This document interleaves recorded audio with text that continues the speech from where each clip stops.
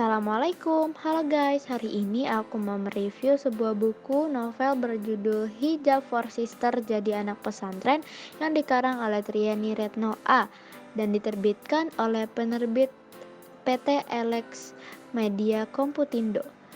Aku minjem di perpus buku ini dan mari kita baca belakangnya guys. Lulus SMP, Tasya yang awalnya punya kehidupan bebas ala remaja ibu kota resmi jadi anak pesantren. Pesantrennya sih tipe modern yang super luas dan super lengkap. Sayangnya, masuk ke sana tuh kayak menempati luxurious jail. Kehidupan lamanya sebagai anak gaul kota sirna hanya dalam sekejap, berganti dengan kehidupan asing yang menjadikannya serba teratur. Bahkan kamar yang luas pun berubah jadi kamar sederhana yang harus dibagi dengan 3 santri lainnya. Astri si anak barbar yang berisik dan suka manjat-manjat pohon, Dini si anak kampung yang pintar tapi minderan, dan Sarah si bule Jerman yang kesasar. Bisa nggak sih Tasya bertahan di pesantren, menjalani kehidupan yang serba berbeda dari kebiasaannya? Terus gimana dengan Astrid, Dini, dan juga Sarah saat menghadapi Tasya yang suka seenaknya sendiri? Jadi ini cerita tentang seorang anak bernama Tasya yang awalnya itu tinggal di ibu kota dan sangat gaul. Dan ketika SMA, ibunya memasukkannya ke dalam pesantren yang bernama Nurul Iman Boarding School, yang disingkat menjadi NIBS. Kemudian, di sana ia menjalani kehidupannya dengan terpaksa dan ia membenci salah satu teman kamarnya itu Dini karena dia terlihat kampungan.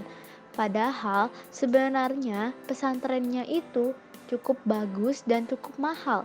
Mengapa Dini bisa sekolah di sini sih? Gerutu Tasya. Dan di sana ia mulai melihatkan pemberontakannya. Dia mulai melanggar berbagai aturan yang ditetapkan oleh sekolah. Dia menjadi terkenal karena dia menjadi seorang troublemaker yang membuat riuh satu sekolah. Akhirnya saat ia pulang kembali ke Jakarta, dia bertemu kembali dengan teman-temannya, walaupun hanya 2 hari. Kemudian ketika itu tiba-tiba ia menyadari bahwa teman-temannya sudah berubah. Mengapa bisa? Teman-temannya itu yang dulu adalah sahabat baiknya ketika SMP mulai melakukan kegiatan-kegiatan aneh seperti berciuman, meminum minuman keras, berdansa dan sebagainya dengan pacarnya. Ini sungguh di luar dugaan Tasya. Tasya pun menyadari bahwa teman-temannya itu sudah di luar batas. Dia pun kembali ke asrama di luar jadwalnya.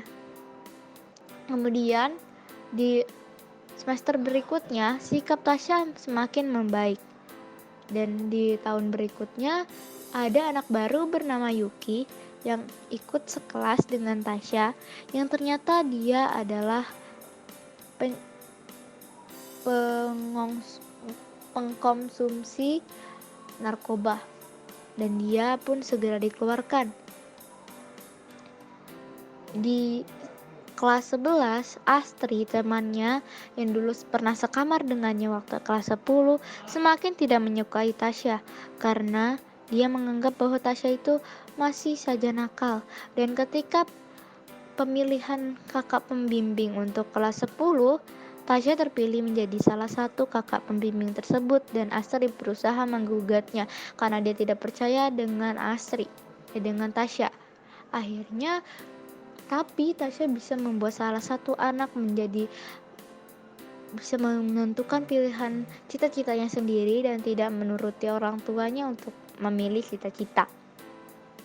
Kemudian ada satu lagi kasus yang menggegerkan satu sentro sekolah, yaitu kasus yang menyangkut Astri. Ketika itu, Astri sangatlah terpukul dan dia bukan lagi anak remaja yang cerewet, tapi pendiam 1000 bahasa. Apa yang terjadi? Baca sendiri di buku ini. Tasya membuatnya tahu bahwa ia harus menerima semuanya dengan lapang. Ia harus mensyukuri. Tidak seperti ayah Dini yang jatuh dari pesawat, ia masih sedikit beruntung. Dan karena itu juga si Astri akhirnya berdamai dengan Tasya. Kira-kira apa sih kasus yang membuat Tasya menjadi baik dan menunjukkan bahwa dia setia kawan dengan sahabatnya itu? Walaupun sahabatnya itu memusuhinya, Tasya berusaha mengikuti jejak temannya yaitu Dini yang walaupun dimusuhi tetap saja baik. Ini adalah buku terbaik yang pernah aku baca tentang pesantren. Aku sangat suka dengan bukunya, sudah relate, juga seru dan asyik. Juga mengajarkan kita untuk setia kawan, penurut, patuh pada peraturan, dan juga untuk menerima dan mensyukuri apa adanya. Kisah ini patut untuk dibaca oleh teman-teman semua. Semoga bermanfaat.